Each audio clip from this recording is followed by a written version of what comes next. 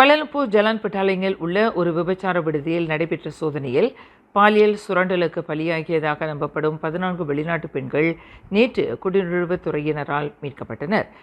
மீட்கப்பட்ட பெண்கள் 18 முதல் 36 வயதுக்கு உட்பட்டவர்கள். இதில் 10 வங்காளதேசிகள், 3 இந்திய நாட்டவர், 1 இந்தோனேசியர் ஆகியோர் அடங்குவர்.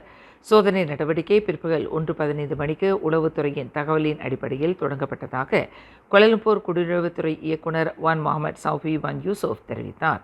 சில பெண்கள் தங்களை காதலர்கள் விற்றுவிட்டனர் என்று தெரிவித்துள்ளதாகவும், சோதனைக்கு இடையில் பல வாடிக்கையாளர்கள் தப்பி ஓட முயற்சித்ததாகவும் அவர் கூறினார்.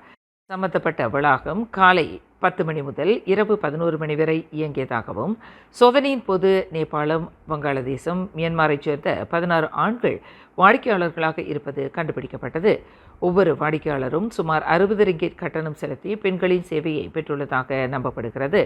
3 உள்ளூர் ஆடவர்கள் கைது செய்யப்பட்டு 2007ஆம் ஆண்டு மனித கடத்தல், புலம்பெயர்ந்தோர் கடத்தல் தடுப்புச் சட்டத்தின் பிரிவு 12 கீழ் விசாரணை தொடரப்படுகிறது. மேலும் செய்திகளை தெரிந்து கொள்ள கீழே இருக்கும் பெல் பட்டனை அழுத்துங்கள்.